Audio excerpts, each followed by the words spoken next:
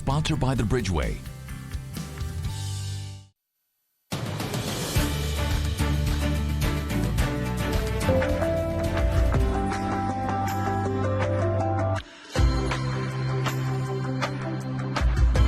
It is a Therapeutic Thursday. I hope you've been with us as we've discussed some of the disturbing statistics and the inhumanity of human trafficking over the last couple of months.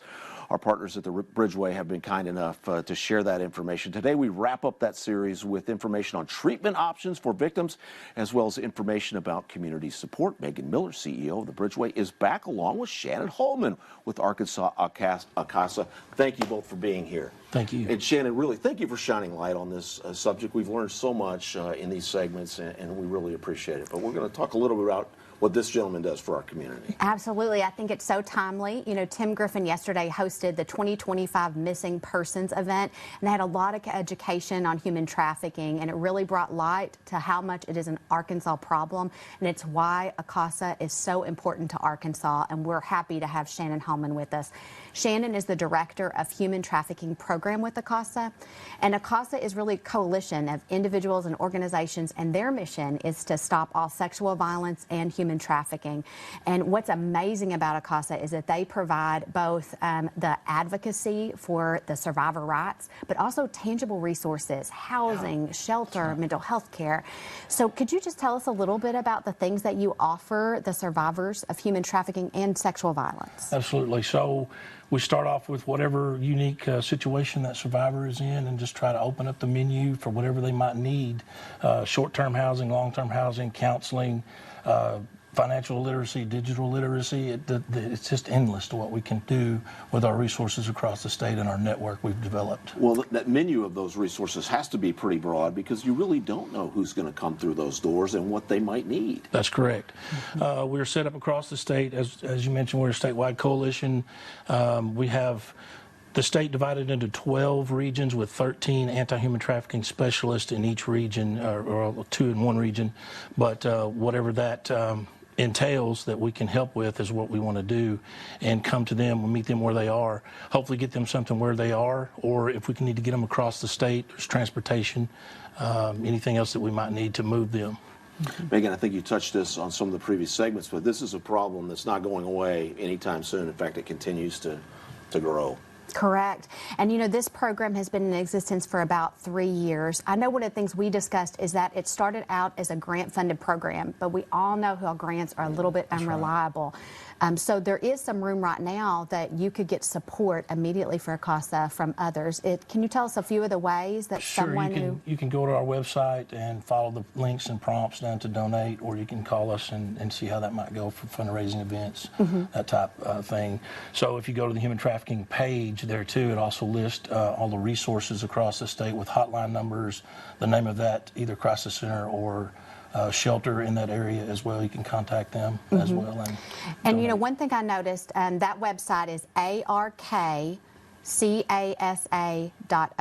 Is that right? That's correct. But there is a live chat available. So if you needed immediate assistance, you would be able to go on and talk to someone right away. Is that correct? That's right. That's wonderful because it's just like you said, it's meeting people where they are. And sometimes they can't get to a facility near them, but they need to talk to somebody. That's correct. That's correct. We can certainly help with that, and either with us at ACASA or one of our centers or crisis centers across the state. Absolutely. So talk a little bit about, if you can, just in general terms, about what sort of mental and emotional state, and there's probably no such thing as a typical person who comes in, but give us an example of what they need. Well, their voices have been taken away from them, and they don't have control of their own choices each day, so there's often trauma bonds that have been developed with the perpetrator.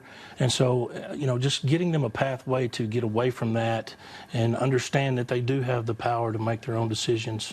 And that's one thing we find that's hard to break in the beginning. Yeah. You know. Is there guilt involved in that too, that they feel like they're in this situation and it's their fault? Yes, sir. Absolutely. A lot of self-blame happens a lot with the trauma bonds and things like that.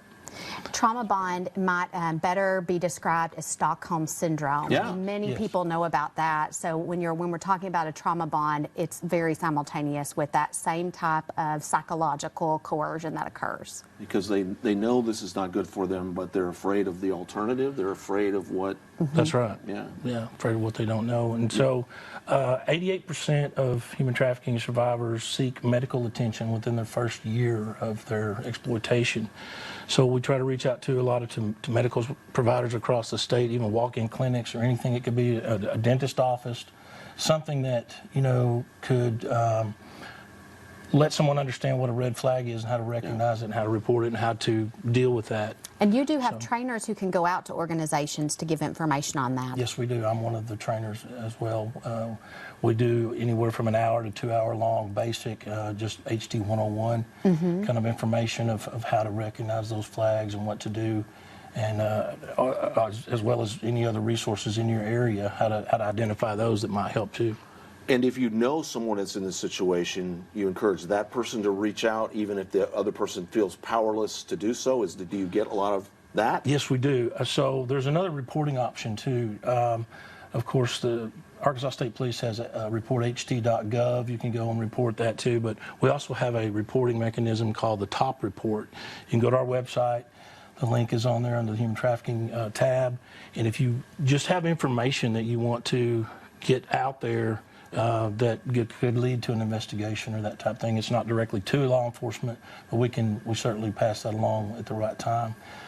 Any kind of suspicious activity, someone that doesn't seem to have control of their own lives, any force, fraud, or coercion that's used against you for your body or your labor, that's human trafficking. So. Well, if there's any good news that goes along with this, is there is help available. And let's share some contact information, if we can, up on the screen. This is the contact information for the Bridgeway. But we mentioned earlier how to contact ACASA as well. I know the Bridgeway would help direct you toward ACASA. They